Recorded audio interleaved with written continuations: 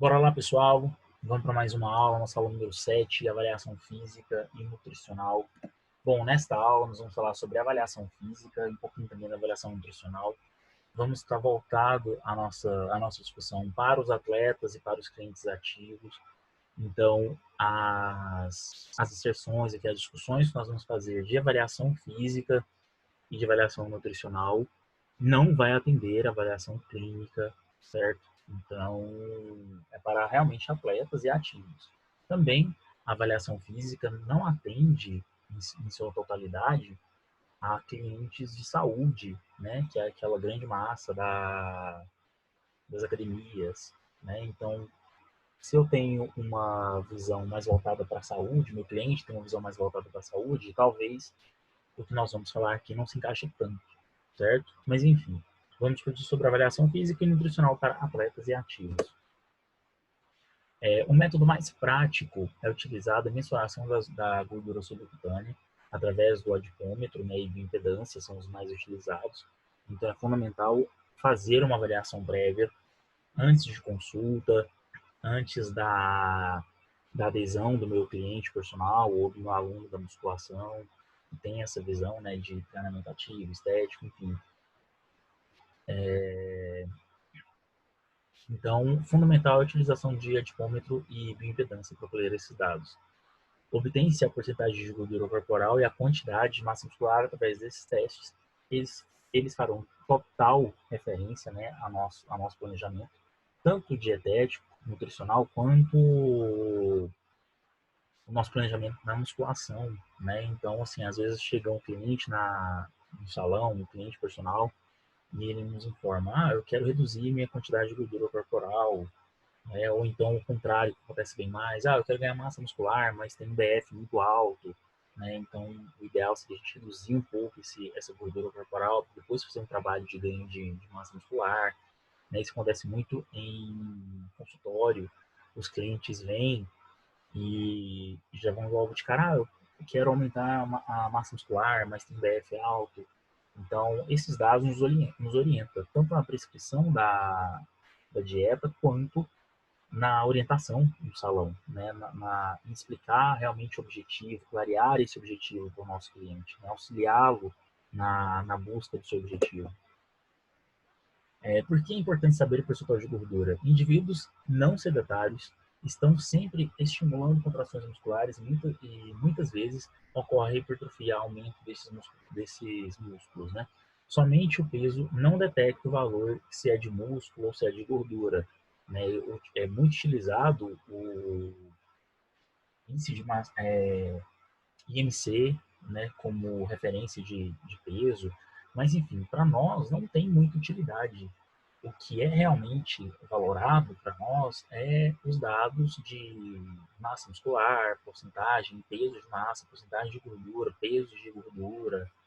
Isso daí faz realmente uma diferença assim, na nossa avaliação física. Né? Um exemplo disso é um atleta de judô, por exemplo, com 1,95 m de altura, pesando 100 quilos. Seria considerado obeso pela tabela do IMC, Índice de Massa Corporal. Porém, possui 10% de gordura corporal e o restante é de músculo, que é o valor ideal. Então, o IMC para a gente já caiu por terra, né? É utilizado, não posso discriminar o IMC, não posso, porque é uma ferramenta, querendo ou não, é uma ferramenta, não tão usual, mas é uma ferramenta. Então, pessoas que de outras profissões, talvez, né, mais da área clínica mesmo, em ambulatórios, hospitais, talvez seja uma referência que eles podem utilizar, né? Mas para nós, da área clínica mesmo, não tem tanta diferença, não. O nosso vai ser realmente o adipômetro e a bioimpedância, os principais, né? Eu utilizo muito também a circunferência, a coleta de circunferência, a medição de força, eu conto muito. Na área de personal, eu conto muito a flexibilidade, apesar dela não ter referência com as questões nutricionais específicas, mas são ferramentas que a gente pode estar utilizando nessa avaliação física. E para essa clientela, não valorize o peso como resultado do acompanhamento nutricional, e sim a composição corporal. Talvez estes é um dos maiores erros, né, da parte clínica e dos personagens, porque a gente visa muito peso, né? Eu quero ganhar massa muscular, beleza, você tem uma meta de ganhar lá 3 quilos, 5 quilos de peso total corporal, né? Então, é bem complicado trabalhar com peso, porque não é um valor assim tão relevante em resultado, né? É melhor fazer um acompanhamento e focar na composição mesmo, né? Na composição corporal, e não somente no peso referente à balança. E para ativos, a avaliação física é feita de 3 em 3 meses, esses ativos é o pessoal da academia mesmo. Então, alunos personais de 3 em 3 meses, ou depende muito do aluno e do planejamento e do personal. Para os Nutris, 3 em 3 meses é um acompanhamento bacana para esse público. Já atletas, avaliação todo mês, sem discussão, tanto para personal quanto para Nutri. A avaliação física, ela é um critério extremamente importante, é uma etapa muito importante de todo e qualquer acompanhamento, independente do resultado. Então, a avaliação física para a nutrição é para poder conhecer, para poder planejar e para poder controlar, assim como para a educação física, né, que é para poder diagnosticar, é para poder avaliar e depois para poder valorar esses resultados. Então, isso vai muito da atuação profissional, né? Não tem uma regra de quando fazer uma avaliação, mas basicamente ativos são de 3 em 3 meses e atletas todo mês. O planejamento alimentar.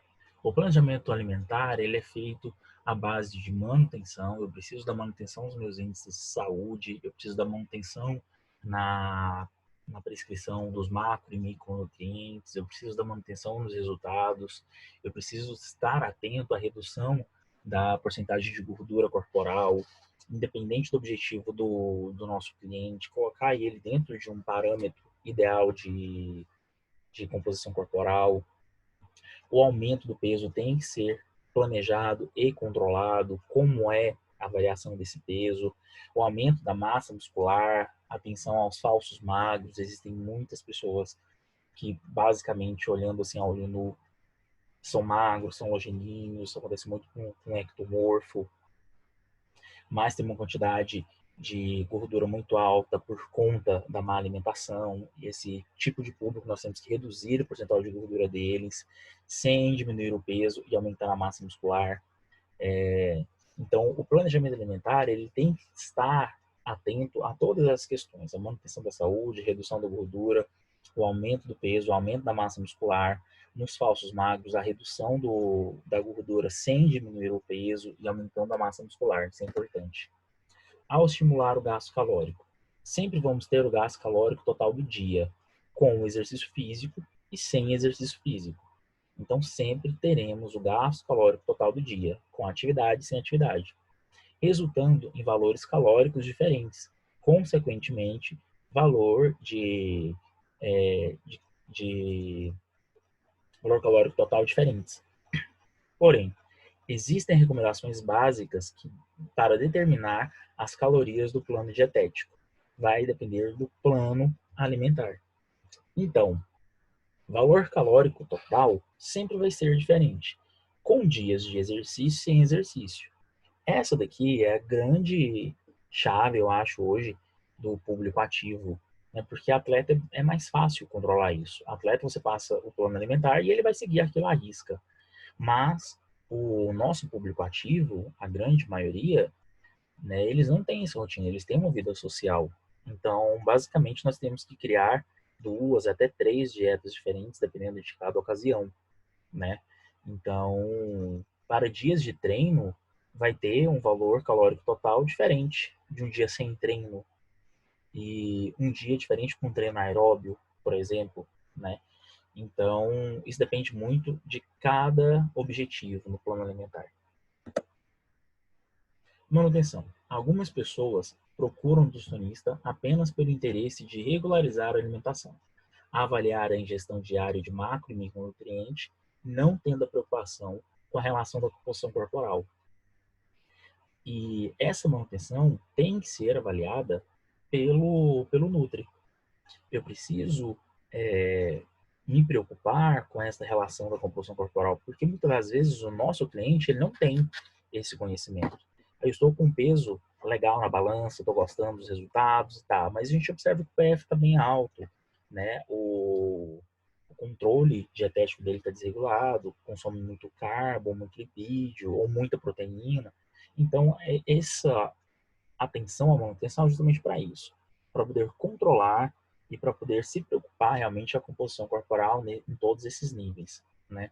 Eu trouxe aqui a definição de JET: avaliar o estilo de vida, exercício físico, idade, hábitos de vida e hábitos alimentares. Então, quando eu vou pensar no JET, no gasto energético total, eu preciso avaliar tudo isso daí. Eu preciso avaliar o estilo de vida do meu cliente, o que o meu cliente faz, que despende energia, qual o tipo de exercício físico, qual modalidade, a idade dele, os hábitos de vida dele, o hábito alimentar dele é importante por conta da aderência e por conta da proximidade mesmo, da afinidade minha com o cliente. Então, a realização dos cálculos matemáticos, a relação de recordatório da pessoa é fundamental. Eu preciso realmente calcular tudo e eu preciso pedir com que ele me oriente aquilo que ele gosta de ingerir, as alimentações que ele tem, que ele é adepto, que ele tem atração, as alimentações que ele não gosta de consumir, que ele não tem condições de adquirir. Isso é muito importante. Hoje em dia é muito facilitado isso porque esses cálculos matemáticos nós temos uma ajuda muito grande de aplicativos, né? Hoje nós temos construtores, né, sites, softwares de acompanhamento, softwares de clínicas, de construção de dieta que nos auxiliam muito nesses cálculos. A gente faz ali a anamnese, faz a avaliação física, preenche esses dados, nós temos ali tudo muito bem montado, muito bem organizado. Os cálculos, né? Como nós já vimos anteriormente na faculdade, o JET, ele é a taxa metabólica basal vezes a quantidade de gordura mais o gasto do exercício físico quando tiver. Nada mais do que isso, esses cálculos aí já nos ajudam bastante. Então, como que eu vou montar esse JET? Como que eu vou saber o dispêndio do meu cliente? Eu vou pegar a taxa metabólica basal dele, que é aquela quantidade de nutrientes que ele precisa para manter o estado vivo, vezes a quantidade de gordura mais o gasto do exercício físico. Nós vamos ver alguns gastos aqui, alguns métodos para poder facilitar até outras fórmulas de cálculo mais atuais do que essa daí.